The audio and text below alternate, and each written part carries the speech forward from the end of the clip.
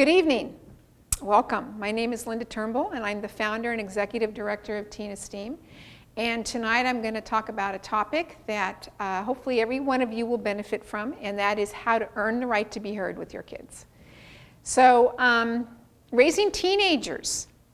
I'm sure we've all experienced the moments when we've been talking to our kids and we've gotten the shrugging of the shoulders, the rolling of the eyes, the definite mute button has been put on, and we feel like our kids aren't hearing anything we have to say.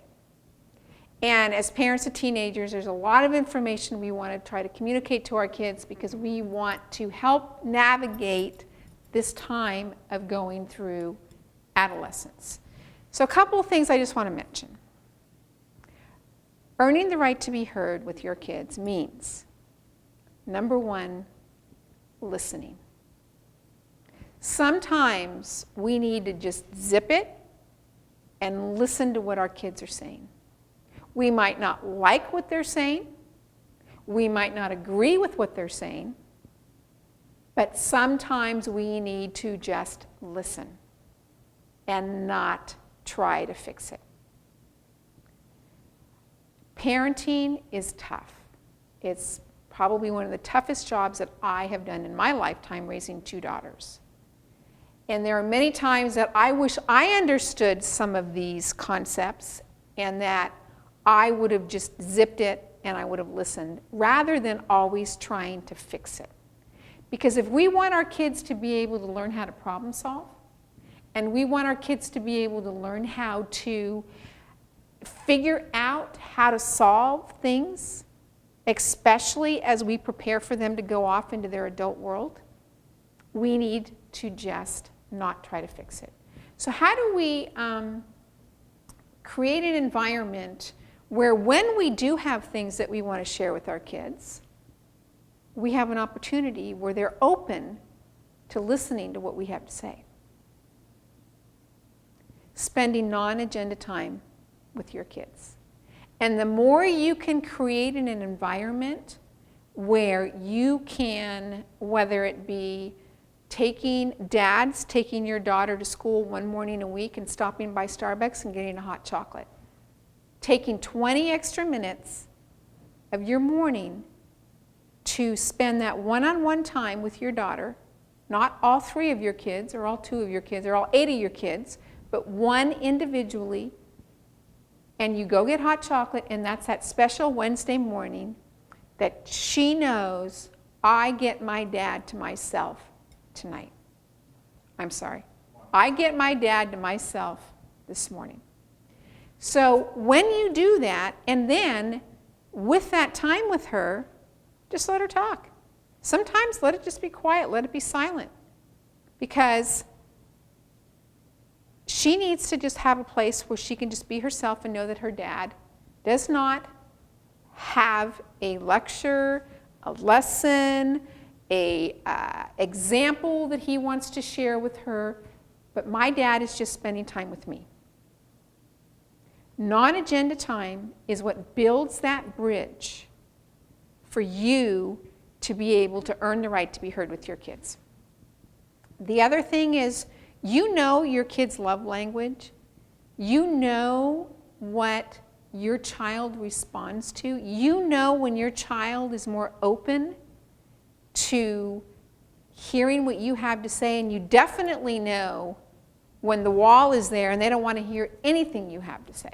So be sensitive to that, and if you have something you really want to share with your kids, an important, concern you have or whatever, then maybe it's at night when they're in bed and you go in and you're rubbing their back, and it creates an opportunity for you to just have some dialogue with your child.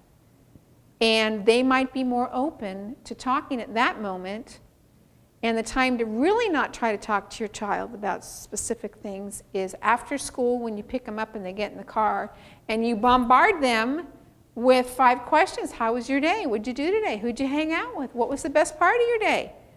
They've just been in a classroom around hundreds of kids, and you know what they most likely want to do is they just want to check out.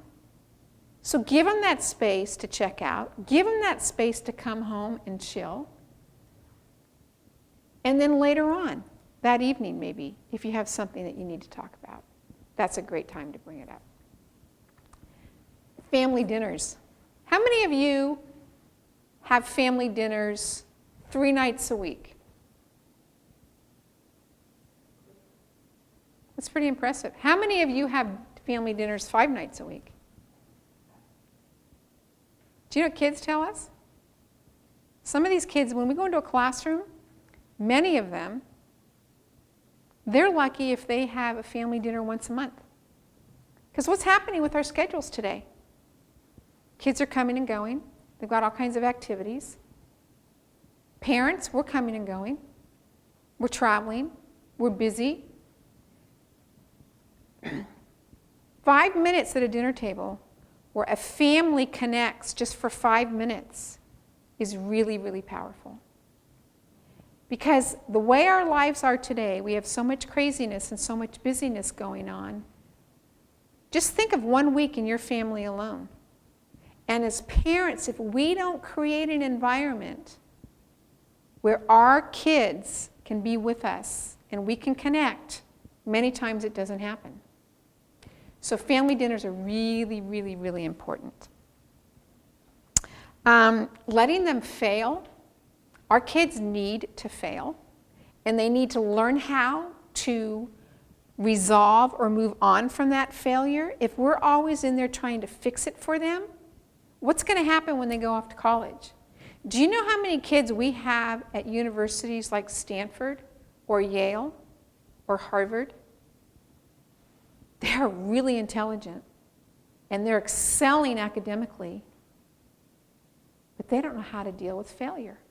They don't know how to solve problems because when things happened at home, when they were in high school and things didn't go right, the parents jumped in and fixed it for them.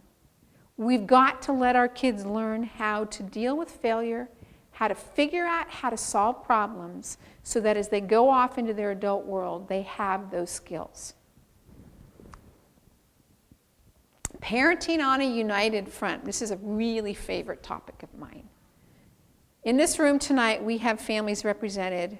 We have families that have been married for 30 years. We have divorced families. We have blended families, and we have single parents. And I can tell you that I sometimes see single parents doing a much better job than couples that have been married together for 30 years. But whatever the dynamic is for your family, being united and being on the same page